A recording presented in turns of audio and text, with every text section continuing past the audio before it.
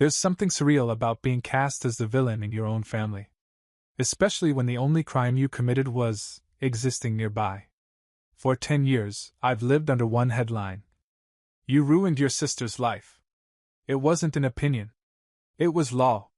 Echoed by my parents, whispered by relatives, and carved into every silent birthday card or awkward holiday visit like it belonged on a tombstone. My tombstone. But let me rewind. Before I became the official scapegoat of the family tree, I was just a kid trying to survive adolescence with a sister who shined so bright it made everyone else look like a burnout bulb. Her name's Lauren. She was the golden child, cheer captain, honor roll, youth group favorite, prom queen before she even hit junior year. My mom had a whole shelf dedicated to Lauren's accomplishments. I once tried to put a drawing of mine up there when I was 11. It was quietly removed and replaced with Lauren's second-place ribbon in youth leadership. I wasn't jealous. Okay, maybe a little. But mostly, I just learned to shrink myself. Be useful. Stay out of the way. I picked up part-time jobs early. I liked the idea of not relying on anyone. At 15, I bagged groceries at the local chain, came home, did my homework, and kept my mouth shut. I wasn't a genius or a rebel or a prodigy. Just a kid trying to be enough. Then came the incident. No one ever called it what it actually was. They just referred to it like it was a tragic car crash. The incident. As if saying it outright might summon a ghost. Lauren had been at a party. There was drinking. There was a boy. There was a rumor, a photo, a scream. I wasn't even there. I had picked up a shift that night because someone called in sick. I didn't even know she had gone out until the next morning. I woke up to my dad banging on my door like I'd robbed a bank. How could you let this happen? I sat there, half asleep, trying to understand what this was. Your sister was hurt. My mom snapped. And you didn't stop her. She's 17. I said, panicked. I didn't even know. You were supposed to look out for her. My dad barked. That was the start of it. From that point on, I was guilty. Not legally. Not even logically. Just emotionally. In their eyes, I had failed as a brother. And that failure became the central axis of our household. Lauren came home and locked herself in her room. She wouldn't eat. Wouldn't speak. Wouldn't look anyone in the eye. And I get it. Whatever happened that night messed her up. But the twisted part. My parents didn't go after the boy. Or the party hosts. Or even her friends who were actually there. They came after me. We need to pay for therapy, Mom said a few days later, sliding my bank card off the counter like it was hers. I stared at her. That's all I've got. It's for school. She needs it more, she replied flatly. And you owe her. I should have said no. Should have grabbed that card and walked away. But I was 15, scared, and somehow convinced that if I just gave them what they wanted, maybe they'd love me again. Maybe they'd see I wasn't a monster. Spoiler, they didn't. That bank card was just the beginning. Over the years, they used every milestone of mine as another opportunity to help Lauren recover. When I turned 18 and got a job at a local warehouse, my mom told me, if you're living under this roof, you'll contribute. Contribute meant handing over 40% of every paycheck. To therapy. Medication. Peace of mind. At 20, I moved into a rundown rental with 2 roommates, and a cat named Milkshake that wasn't even ours. I thought the guilt would end once I left the house. But guilt doesn't live in walls, it lives in phone calls, texts, and holiday dinners. You're not going to pitch in for Lauren's retreat? She's still dealing with the trauma, you know. We've done everything for you. Everything? They drained my savings. They treated me like a ghost unless they needed something. They taught me to measure my worth in guilt and silence. But I kept paying. Not because I believed them anymore. I just didn't want to fight. Fighting felt exhausting. Like screaming underwater. By the time I was 25, I'd paid for 5 therapy programs, 3 retreats, countless medications, and even one of Lauren's college semester bills. She dropped out halfway through and blamed stress. I didn't ask questions. I didn't dare. That year, at Christmas, my dad handed me a tiny box. I almost teared up, thinking maybe, just maybe, I'd finally earned some peace. It was a donation certificate. To the Women's Support Center, he said. In Lauren's name. From all of us. He grinned like he just handed me a Nobel Prize. My mom wiped away a fake tear. Lauren wasn't even there. I smiled. Said thank you. Then spent the rest of the night scraping cranberry sauce off paper plates and wondering how long I could keep pretending this was normal. Somewhere deep down, I kept thinking maybe they were right. Maybe I had ruined something. But that voice, the one they planted in me, was starting to quiet. And something else was beginning to stir. Not anger. Not yet. But something colder. Sharper. Closer to the truth. By 26, I was basically the family's invisible ATM. No overdraft protection. No gratitude either. Lauren still wasn't talking to me. My parents? Only when a bill was due. But the story they told? That never changed. He just doesn't understand how much she suffered. That was Mom's line.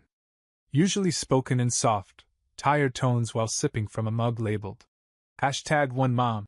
She bought herself. Would it kill you to help out more? Was Dad's contribution. Yes. It was slowly killing me. Rent went up. I moved in with a coworker. Car broke down. I biked to work. Job offered overtime. I took it, every single shift. I lived in the shadows of everyone else's comfort just so they could keep pretending their precious daughter's meltdown was somehow my fault. Sometimes I wondered what they told people. Probably something like, "Our son? He's doing all right. Quiet kid. Helps the family. Lauren? Oh, she's been through so much." And what was I? An off-screen character. A walking apology. A debt collector from a tragedy no one would name. It wasn't just the money, it was the mental mortgage. Every time I made a choice for myself, they reminded me of what I owed. I bought a cheap used laptop once. Mom saw the box and frowned. Lauren could really use a better computer for her recovery journal. That journal, by the way? She posted pictures of it on Instagram. With filters. In front of a charcuterie board. But sure, recovery. I didn't argue. Just quietly returned it and said my order got mixed up. Some people ask why I didn't cut them off. The truth? I didn't know how. I didn't want to be alone. Even poison roots feel like home when it's the only thing that's ever held you. But one night, that changed. It was raining. Of course. Because life likes to set the mood. I was eating leftover stir-fry straight from the pan when I heard the knock. My building didn't have a buzzer. Just a warped wooden door with a peephole that didn't work. I cracked it open, expecting a neighbor. It was Lauren. No makeup. Hoodie. Wet hair. No golden aura. Just her. I blinked. Hey! She looked like she hadn't slept in days. Or maybe like she just finished crying.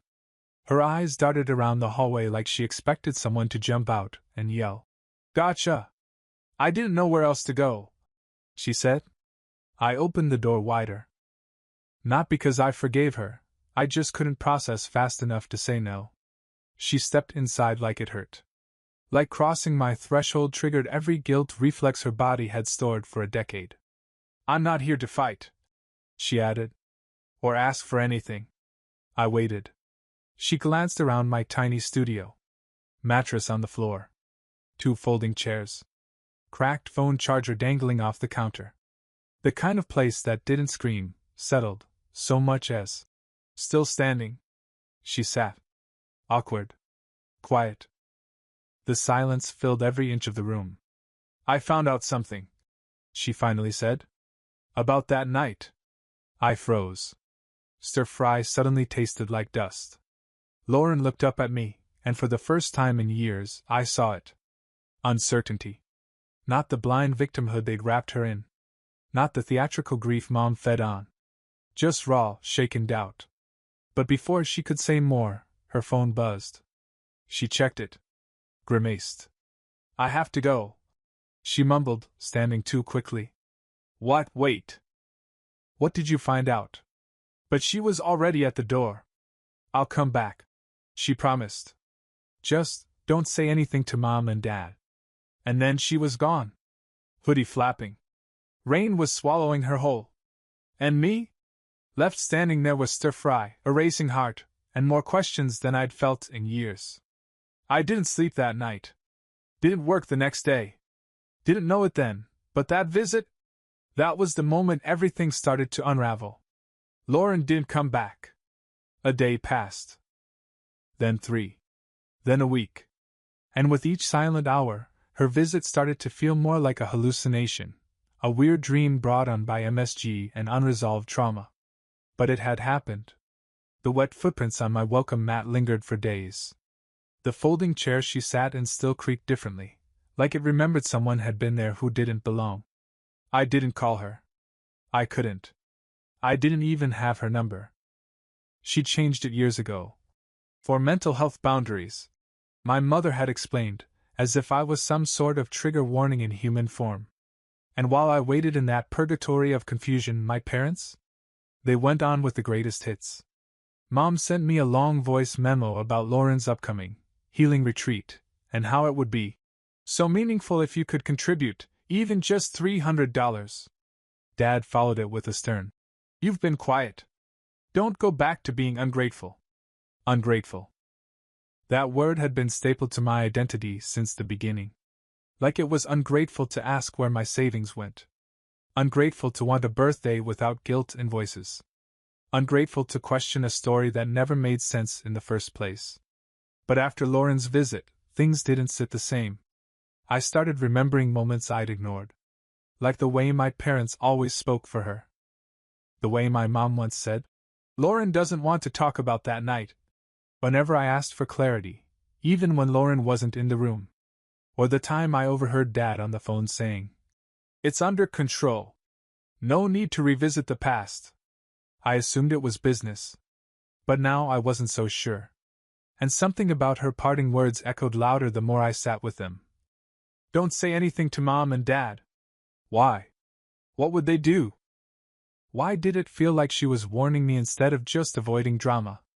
I didn't know what I was looking for. But suddenly, I wanted to look. So I went digging. Nothing wild, just harmless curiosity at first. I started with the family photo drives on the old cloud my dad set up years ago. I hadn't touched it since I moved out. It was a mess. Labeled folders like Zmaz_2012 and Receipts_momsort and Dad stuff, in all caps. Classic digital clutter. But under a nested folder titled Insurance Docs was one labeled simply Incident 2013. I hovered my mouse over it. Did I open it? No. Not yet. I told myself I didn't want to jump to conclusions. That I was being paranoid. That maybe it was just forms for Lauren's medical bills. That opening it would be invasive. Yes. That was the word I clung to like a flotation device in emotional deep water, invasive. But even though I didn't click it, the folder might as well have been glowing. Like Pandora's box, just one mouse tap away from confirming a truth I wasn't ready for. So I distracted myself. With work. With laundry. With scrolling through social media until my eyes burned. But even then, the algorithm wasn't on my side. Because one night, while half asleep and scrolling, I saw it. Lauren had posted a new photo. Not a selfie. Not a filtered quote about healing. Just a blurry shot of a coffee cup on a glass table.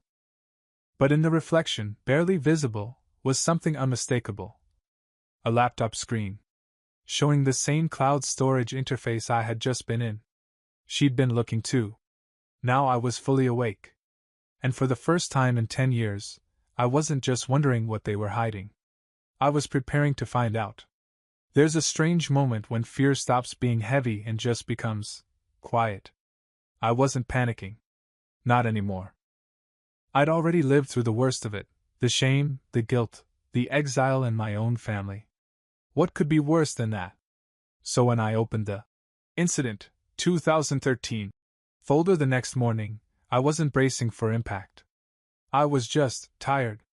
Tired of being the villain in a story I didn't write. There were 8 files inside. 3 were PDFs labeled with medical codes. One was titled, Therapy Estimate, Lauren. Another, Insurance Appeal, Denied. I skimmed them all. Paper trails of bills. All legitimate. But 2 files caught my eye. First, Statement _Lauren 2013 V1. PDF. Second, Statement _Lauren 2013 V2 signed. PDF. The versions threw me. Why 2? I clicked the first. It opened easily. No password. Just a scanned form, some generic legal lines, and Lauren's handwriting. Only, it wasn't Lauren's handwriting. I'd seen her journals. Her bubbly loops, rounded letters. This was clean. Almost clinical. Like someone had tried to mimic neatness for the sake of legibility, or forgery. I didn't want to think that. But once the doubt crept in, it stuck. The statement itself was vague. At a social gathering, I experienced an unwanted interaction. Blah blah. Led to significant emotional distress. And then, a redacted name. Literally, name removed. Weird. The signed version was more of the same, but stamped with initials and a date, May 12, 2013. That's where it broke me. I stared at the date like it was taunting me. Lauren's incident, the night she supposedly came home sobbing, the night I was blamed, was on May 20th. I remembered because it was the same night I covered a shift for a coworker who broke his arm. I had the pay stub to prove it. I'd kept it all these years, half out of spite, half out of necessity. Why was the signed statement dated 8 days before the thing supposedly happened? I double-checked everything. Maybe the file metadata was wrong. Maybe the form was misdated. But then I noticed something else. The document was scanned from our old HP printer. That thing was a beast, loud, slow, and annoyingly precise. It always stamped the actual scan date in the bottom margin. This one? Scanned May 13, 2013. My chest tightened. So now I had a document describing an incident that hadn't happened yet, signed, scanned, and filed, a full week before the night I was accused of letting Lauren get hurt. Either someone was a time traveler, or the story was a lie. Not a miscommunication. Not a misunderstanding. A full-on fabrication. That realization hit harder than I expected. I didn't know what to feel. Anger? Betrayal? Relief? Instead, I felt nothing. Just a numb hum in my brain like a speaker left on after the music ends. I looked around my apartment. The cracked walls. The second-hand table. The rent envelope I hadn't opened yet. And I realized how much of my life had been built on a story that was never mine to begin with. I backed out of the folder. My hand hovered over the delete key. But I didn't press it. Instead, I scrolled back to the main directory. There was one last folder I hadn't noticed before. Hidden in a random parent folder marked Taxes _2014. Inside it? One file. Correspondence _M. L. The initials froze me. Not Lauren. L. My mother's full name. I didn't open it. Not yet. Because now, I wasn't just chasing ghosts. I was about to meet the architect. I hovered over the file. Correspondence _M. L. It sounded harmless. Boring, even. Like tax forms or one of those yearly Christmas newsletters families send out that no one reads. But after everything I'd seen, the time-stamped lies, the redacted names, the fake signatures, I knew better. This wasn't a family newsletter. It was damage control. I opened the file. It was a scanned letter. Not an email. Not a text. An actual typed, printed letter on old, off-white stationery. I recognized the header, my mother's name, her old workplace, the address of the community center where she volunteered. Below it, a date, May 10, 2013. Even earlier than the falsified statement. Then came the greeting. To whom it may concern. I am writing in regard to a developing situation that may require discretion and understanding. As the mother of a young woman who has recently experienced emotional harm, I am seeking guidance on how best to handle both the support of my daughter and the necessary protections for our family's reputation. I stopped breathing for a second. Protections for our reputation? She continued. The boy involved comes from a well-connected family. There is concern that public discussion could lead to reputational harm on both sides. While my daughter's experience is real, and we are pursuing therapeutic support for her recovery, it is essential that we avoid scandal, especially during college admissions season. There it was. The word. Scandal. This wasn't about Lauren's well-being. This wasn't about me. This wasn't even about truth. This was about optics. But the next paragraph? That one ripped me open. We believe a safer alternative is to create a narrative that centers within our household. My son, while uninvolved, has a documented history of detachment and poor communication. With careful wording, we can frame this as a lapse in judgment, one that allows Lauren to receive empathy while minimizing external risk. My hands were trembling. I read it again. While uninvolved, we can frame this. They knew. They always knew. I wasn't at the party. I didn't fail her. I wasn't the reason she cried herself to sleep or dropped out of school or posted cryptic quotes on Instagram for 5 years. I was just available. The easier narrative. The disposable one. A quiet kid who kept to himself. No social clout. No strong defense. No one to stand up for him. And they built an entire decade of guilt on top of that lie. I scrolled to the signature. Typed out Marianne L., last name. Then, in loopy pen ink underneath. For the sake of family unity. Family unity. I laughed. Out loud. Ugly, sarcastic laughter that echoed around my tiny apartment and scared the neighbor's cat off my windowsill. Unity? They destroyed my life to preserve someone else's image, and had the audacity to slap a bow on it like it was noble. I closed the file. Just sat there, staring at the screen. Every moment of silence at the dinner table. Every side-eye glance at family reunions. Every awkward gift card was handed to me instead of a real birthday present. All of it, intentional. They didn't just believe a lie, they wrote it. They signed it. They filed it. And they made me live inside it. I felt something rise in my chest, not rage exactly. Rage is messy, explosive. This was cleaner. Sharper. Like glass. I didn't text them. Not yet. I didn't scream or call or confront. Because for the first time in my life, I had proof. And proof is patient. I didn't confront them right away. No angry calls. No midnight texts. No dramatic family showdown where I waved the file around like a sword. Instead, I did something far more effective. I went quiet. See, for 10 years I was the yes guy. Yes, I'll cover that bill. Yes, I'll help with Lauren's rent. Yes, I'll pretend it's my fault. But now, I just stopped replying. It started with a text from Mom. Mom.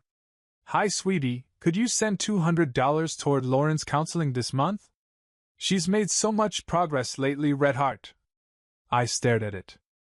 She still had the nerve to ask for money, as if she hadn't signed a letter treating me like a pawn on a chessboard she built to protect herself. I typed out a reply. Deleted it. Typed again. Finally, I just sent one line. Can't this time. Something's come up. The dots danced for a while, like she was composing a paragraph. Then nothing. Message read. No reply. 2 days later, Dad chimed in. Dad. You've been distant lately. Everything okay? Oh, now they noticed. I wanted to respond with something scathing. Everything's fine. Just processing the decade-long character assassination you orchestrated. But I didn't. Instead, I wrote. I've just been thinking about that year a lot. You know. 2013. That was it. Just enough bait. He replied within seconds. Dad. Why? What brought that up? I didn't answer. Let them stew. The silence stretched over the next week. And suddenly, the dynamics shifted. I wasn't chasing their approval anymore. I wasn't trying to prove I was good or worthy or loyal. I wasn't offering explanations. I was just watching. And you know what? They didn't like that. Because silence, when it comes from someone who's always been obedient, is terrifying. Mom started ramping up the guilt. Mom, I hope you're not falling back into one of your moods. We've all worked so hard to heal as a family. Heal? The audacity was almost poetic. Then Lauren texted me. I hadn't heard from her since the night she showed up at my door and vanished into the rain. But this time, her message was simple. Lauren, I found it too. My heart dropped. She didn't say which file. She didn't have to. Me. The letter? Lauren. All of it. I wanted to ask why she never said anything. Why she let me carry this for a decade. But then she added. I didn't remember writing anything. When I asked Mom, she told me not to dig up the past. I thought maybe I had blacked it out. But now I know. There was a pause. I'm sorry. And for the first time in forever, I believed her. Not just because she said the words. But because she'd been lied to, too. Different script. Same manipulation. The golden child and the scapegoat, both just props in a twisted production called Family Unity. But unlike me, Lauren had access to events, to voices they never used around me. She could confirm things I couldn't. And that's when we made a decision. We wouldn't go nuclear yet. That was too easy. Instead, we'd give them rope. Let them keep talking. Keep pretending. Keep manipulating. Let them build the lie higher and higher. Until it collapsed on top of them. It didn't take long for the cracks to show. The moment I stopped funding the family pity parade, things got weird. Not just Mom crying emoji over text. Weird. I'm talking about passive-aggressive calls, sudden wellness check-ins, and my dad's personal favorite, sending me motivational quotes about forgiveness at 6 a.m. Resentment is like drinking poison and waiting for the other person to die. Thanks, Dad. You first. But the best part. Lauren played along, flawlessly. We agreed, don't tip our hand. Don't act angry. Just observe. Let them keep treating us like chess pieces, totally unaware that we'd flipped the board. So Lauren, being the golden child, did what golden children do best, she smiled. She posted selfies from brunch. She tagged Mom in throwback photos. She commented on Dad's Facebook rants about kids these days. Meanwhile, I went full ghost. No birthday acknowledgement. No group chat replies. No last-minute Venmo transfers to cover unexpected dental emergencies. I didn't block them, I just watched. And waited. The tension started slow. Mom text. Hey sweetie, haven't heard from you in a while. Is everything okay? Lauren says you've been distant, disappointed face. Me. Just focusing on myself lately. Mom. That's great. But don't forget, we're still a family. Funny how we're still a family only shows up when the bank of guilt shuts down. Then came the next level, emotional carpet bombing. Voicemails. Long ones. The kind where Mom does that fake crying voice like she's in a soap opera audition. We sacrificed so much for you, and now you won't even speak to us? Ah yes, the famous sacrifice, where I paid for their bills and they sacrificed. What? Their Netflix password? But the real kicker? Dad showed up. Not at my apartment. He wouldn't risk that. He still liked pretending he had dignity. No. He showed up at my work. Imagine this. I'm behind the counter, doing inventory, headphones in, minding my own peaceful, emotionally detached business. And suddenly, son! I turn. There he is. Wearing his concerned father face. Polo shirt tucked in. Holding a manila envelope like he's about to serve me papers. Got a minute? I didn't. But I nodded anyway. He stepped inside like the building offended him. Looked around. Judged everything. Classic. Then he handed me the envelope. We need to put this behind us. Your mother's been sick over your silence. And Lauren's doing better. She doesn't need to be dragged back into whatever this is. Oh? She's already in it. In fact, she's ahead of you. I opened the envelope slowly. Inside, a handwritten letter from Mom. Several pages long. Dramatic loops. Phrases like deep regret and emotional wounds, and my personal favorite. We had to make difficult choices back then. You were strong. Lauren wasn't. They actually said it. You were strong. Lauren wasn't. Translation: you were expendable. She was marketable. I didn't say a word. Just folded the letter back up and handed it to him. Is that all? I asked calmly. Dad looked thrown.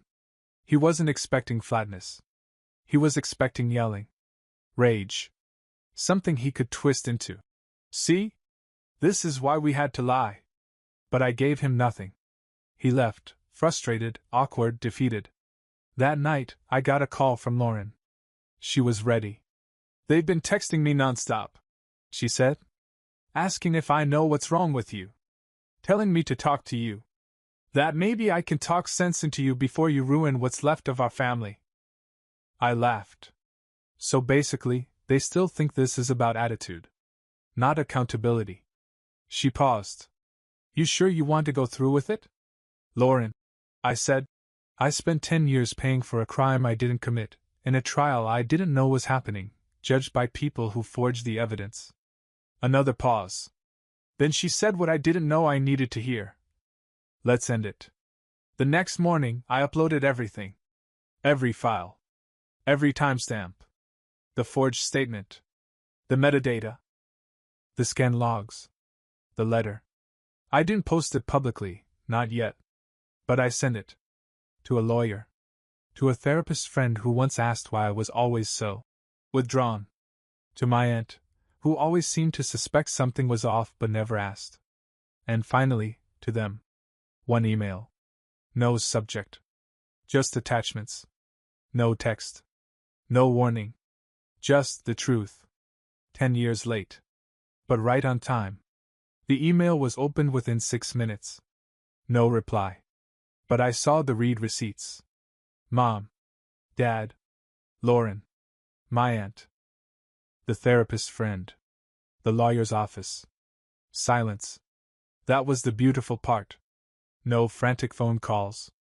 No gaslighting attempts. No, you misunderstood, or it's complicated. Just silence. But it didn't last. 2 days later, my phone buzzed at 10:13 a.m. Blocked number. I let it ring. Then again. And again. Then voicemail. I didn't listen right away. I was eating breakfast, flipping through a magazine for no reason, and for once in my life, not anxious. I finally played it around noon. It was Dad. You crossed the line. You had no right digging that stuff up. You don't know the whole story. Click. No apology. No regret. Just ego, cornered and flailing. By sunset, the group chat exploded.